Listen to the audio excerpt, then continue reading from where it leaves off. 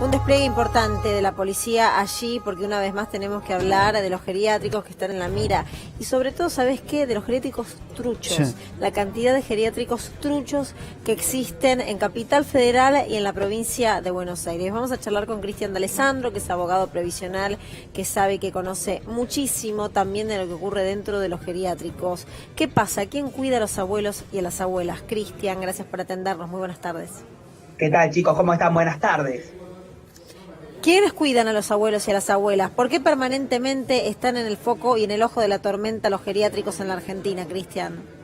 Bueno, hay que distinguir dos cosas. Primero, porque no hay una ley de protección de geriátricos específicamente, no lo hay, y como esa facultad de regular, de contener y de proteger a los adultos mayores y regular los geriátricos queda en manos de los municipios, muchos municipios no tienen la capacidad de ser agentes de control. Entonces caen cuando ya el hecho sucedió. Entonces, como eso en el Congreso nunca se debatió y la situación hace que los municipios sean el organismo de contralor, queda en manos de nadie. Y a nivel de la Ciudad de Buenos Aires, si bien hay un poco más de control, también el control es deficitario. ¿Por qué? Porque generalmente encontramos geriátricos como talleres clandestinos, uno a la vuelta del otro, y que alguna casita se puso a la atención de los mal llamados abuelitos. Y la realidad es que dejan al arbitrio, librado al azar, la salud física, psíquica y la integridad de los adultos mayores. Ahora, siempre ocurre lo mismo, ¿no? Cuando hay alguien que se atreve a denunciar, como este caso, Adriana, que es una ex empleada, alguien aparece desmintiendo todo. Esto ocurre siempre, Cristian, cuando vamos a cubrir un hecho de estas características. Siempre quieren limpiar rápidamente a los dueños del geriátrico. Y sí, a ver, los geriátricos son como similares a los talleres clandestinos, están en todos lados, y lo que nosotros tenemos que hacer como sociedad es comprometernos a denunciar, no tener miedo a hacer la denuncia, porque detrás de un geriátrico hay cientos de vidas de adultos mayores vulnerables, frágiles. Recordemos que los adultos mayores están en un grado de fragilidad en muchos casos, y que cuando van a un geriátrico es porque seguramente no pueden autovalerse por sí mismos y terminan, y no me gusta el término, pero terminan depositados en lugares que muchas veces por privilegiar la economía no terminan siendo adecuados para la atención de los adultos mayores. ¿Por qué? Porque abren casitas como esta, que por lo que vi es una casa que no dice nada, que no debe tener ni siquiera las herramientas básicas para la protección. Recordemos que en la Ciudad de Buenos Aires, por ejemplo, te digo de la ciudad porque es lo que un poquito más de protección hay, pero hasta ahí, después de lo que fue la tragedia de Cromañón, se empezaron a modificar las estructuras edilicias, y también con el incendio que hubo en un geriátrico donde quedaron fallecidos por incineración un montón de adultos mayores. Eso hizo que se empiecen a tomar ciertos recaudos edilicios. Pero en la Ciudad de Buenos Aires, con tantos pueblos del interior, que en cada casa se abre un geriátrico porque lucran con eso, termina desfasando la situación y termina siendo tierra de nadie. Y eso es lo que hay que evitar. Por eso es importante que desde el Congreso se regule una ley de protección para los adultos mayores y en particular de los geriátricos, que no lo hay. Cristian, ¿qué debe hacer un familiar cuando tiene la intuición de que su familiar, su abuelo, su abuela, o mal llamado abuelo y abuela, están en el geriátrico y no le están pasando bien, o olfatea que hay algo que no funciona acorde a lo que se espera? ¿Qué tiene que hacer? Bueno, es muy buena pregunta, Luciana.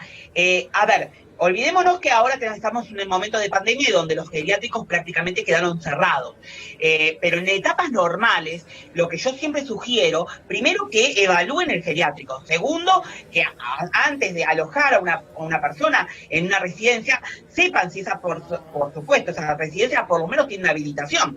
Esto es importante, buscan los registros de la municipalidad a la cual pertenecen y van a ver si ese geriátrico está habilitado. Si es particular, si es por PAMI, por supuesto el PAMI le va a derivar a esa institución geriátrica y va a tener los recaudos. Segundo, siempre aconsejo Olvidémonos, vuelvo a insistir, la pandemia, porque cerró los geriátricos.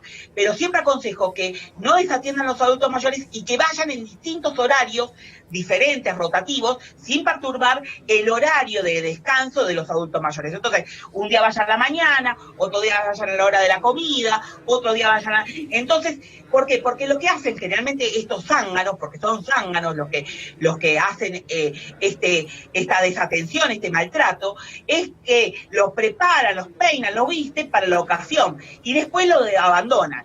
Y tercero, por supuesto, no abandonarlos. Tener hoy con el acceso a la tecnología y aunque no lo puedan disfrutar, darles un teléfono con las herramientas básicas, no con tanta tecnología, sino con el WhatsApp, para que por lo menos una llamada pueda dar. Entonces, para resumir, lo primero es saber si está habilitado. Y para saber si está habilitado, tiene que ir a la municipalidad y ver los registros. 2, caer en distintos horarios. Los geriátricos tienen la obligación de recibir, siempre que no perturben el horario de sueño, de descanso de los residentes, a toda hora a la persona que es responsable. Y 3, no desatenderlos, porque muchos privilegian lo económico, se olvidan del adulto mayor y terminan siendo depósitos de viejos que lamentablemente lo vemos a diario. ¿Y sabés cuándo llegan las cámaras? Cuando el hecho pasó. Y lamentablemente cuando el hecho pasó o es porque se infectaron de coronavirus, porque no hubo las residencias cuidadas y porque a lo mejor hubo una inundación, un incendio y terminaron muriendo todos. O en este caso los maltratos. Cristian, en este caso acá pareciera que abrieron este geriátrico sin habilitar, ¿no? Y la pandemia parece ser la excusa. Esto es lo que se ve en este caso puntualmente. Y sí, pero esa es la excusa.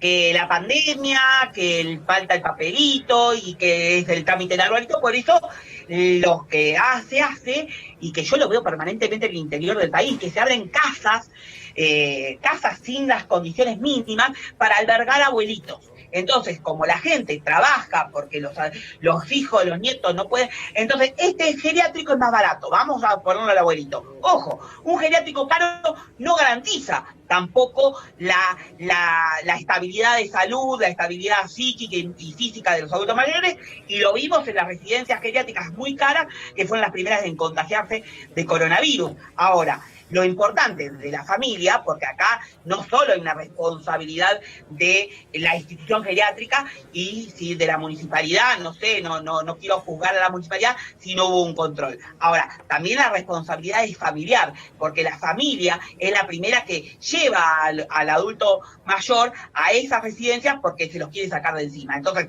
lamentablemente, eso pasa porque es un país, en realidad no es un país, una sociedad en general, un mundo donde desatienden los adultos mayores. Entonces, en ese contexto tenemos que empezar a mirar con lupa que la vejez la tenemos a la vuelta de la esquina. Yo siempre digo, para reflexionar algo, la vejez la tenemos a la vuelta de la esquina. Olvidémonos la pandemia.